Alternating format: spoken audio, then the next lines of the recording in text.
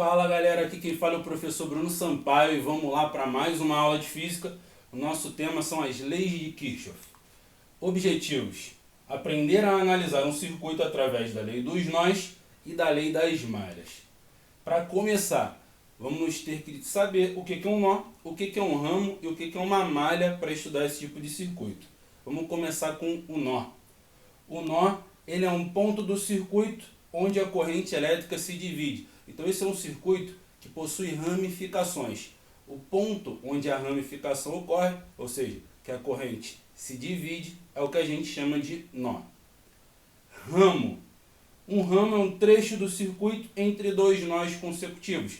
Então eu vou ter aparelhos elétricos ligados no meu circuito e entre dois nós eu posso ter vários aparelhos. Esse conjunto de aparelhos que está ligado entre um nó e outro consecutivo é o que a gente chama de ramo. E a malha, ela é um conjunto de ramos formando um percurso fechado. Então se eu tenho dois ramos pelo menos, onde eu consigo ligar um nó a outro e fechando o circuito, a gente fala que isso é uma malha. Então vamos lá. Dando um exemplo aí, esse circuito, onde eu tenho dois geradores, um receptor e alguns resistores. E eu sei o sentido que a corrente está seguindo aqui a partir dele. Então repara o seguinte, nesse trecho aqui tem uma determinada corrente I1, nesse trecho tem uma corrente I2. Essas correntes elas se encontram nesse ponto e formam uma terceira corrente I3. Essa terceira corrente I3 circula por esse trecho, chega nesse ponto aqui, ó, e se divide. Esse primeiro ponto, onde eu tenho duas correntes chegando e saindo uma, ou seja, eu tenho ramificações, ele é um nó. E esse segundo ponto, onde eu tenho uma corrente chegando e duas saindo, é um outro nó. Então, nó são esses pontos onde você tem a divisão ou a união das correntes chegando nele. Agora, o que é o ramo?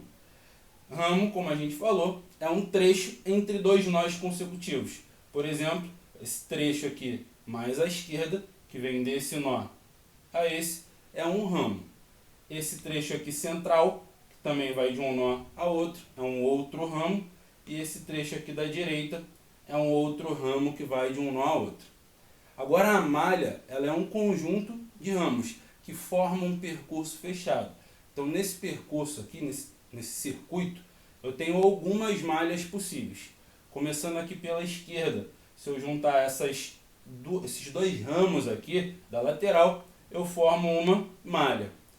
Juntando esses outros dois ramos aqui, eu formo outra malha. E eu também tenho a malha maior, que é a malha externa, que também seria uma possibilidade. Então aqui eu tenho três malhas possíveis para estudar. Lei dos nós.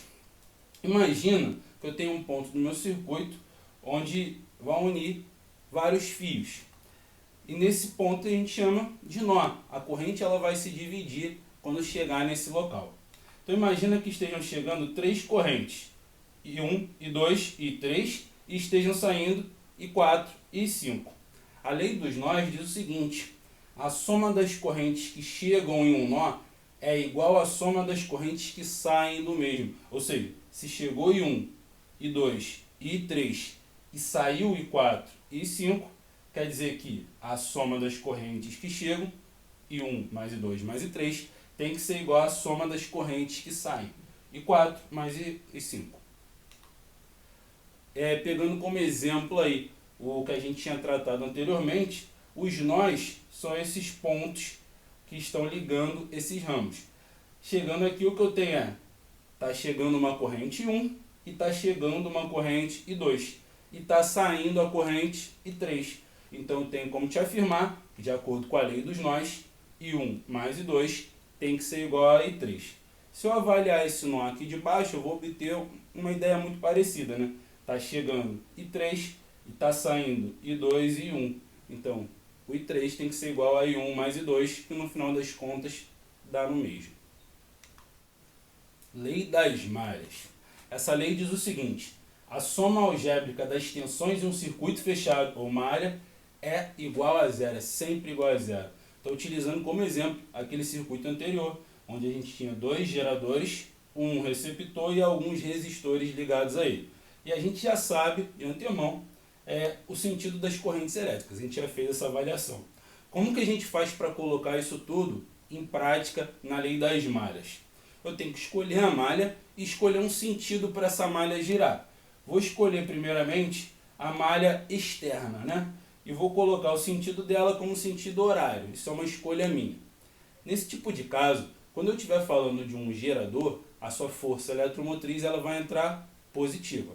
Se eu estiver falando de um receptor, a sua força contra-eletromotriz ela vai entrar negativa na minha soma. Com relação aos resistores, todos eles vão consumir, então a diferença de potencial aplicada a eles também vai entrar na conta negativa. Então como é que ficaria aí a minha aplicação da lei das malhas a essa malha maior que a malha externa? A força eletromotriz desse gerador da esquerda menos produto entre a sua resistência vezes a corrente, porque de acordo com a primeira lei de Ohm, o consumo de diferença de potencial de um resistor é o produto de R vezes I, mas é negativo porque ela está consumindo.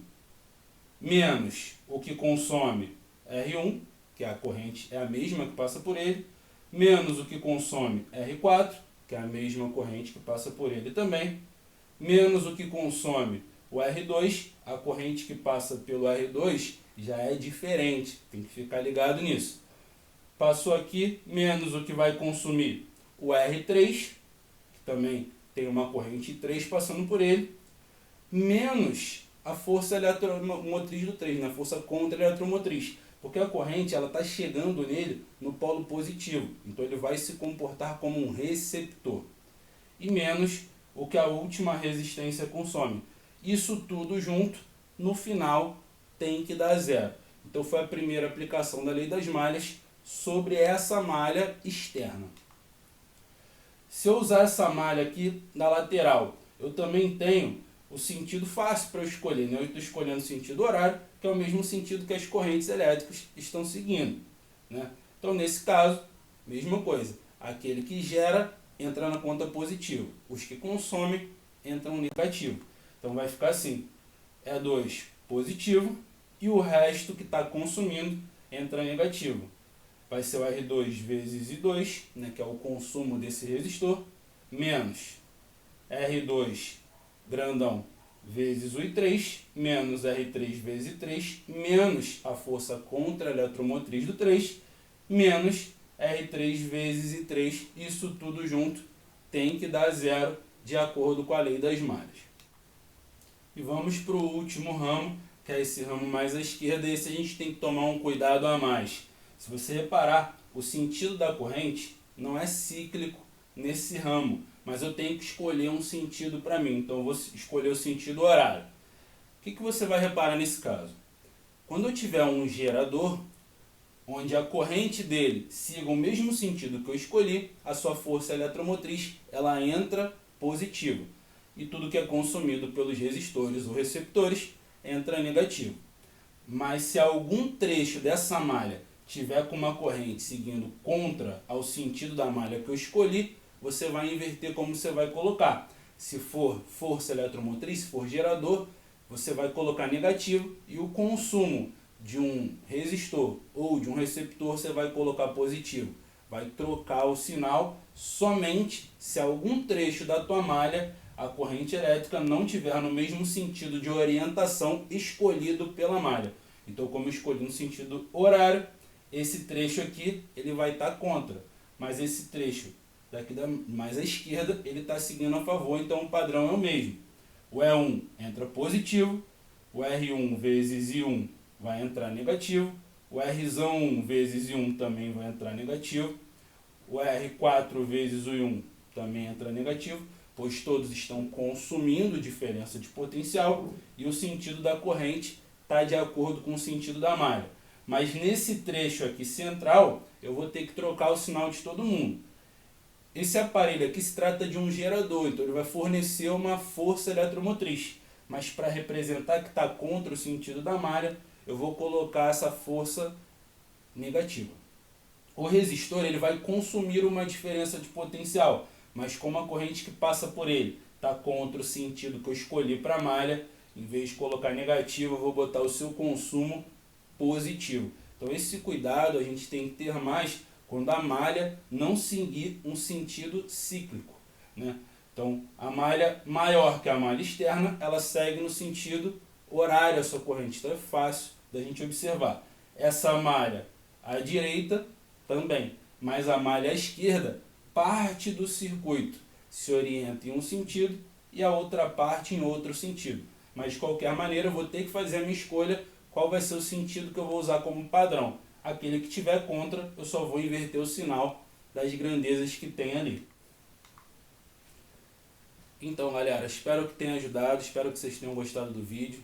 E pedir um favorzão e me dar uma moral, se inscreve lá no canal e compartilha aí com seus amigos, curte, faz aí o possível para me ajudar, valeu? Beijão, bons estudos!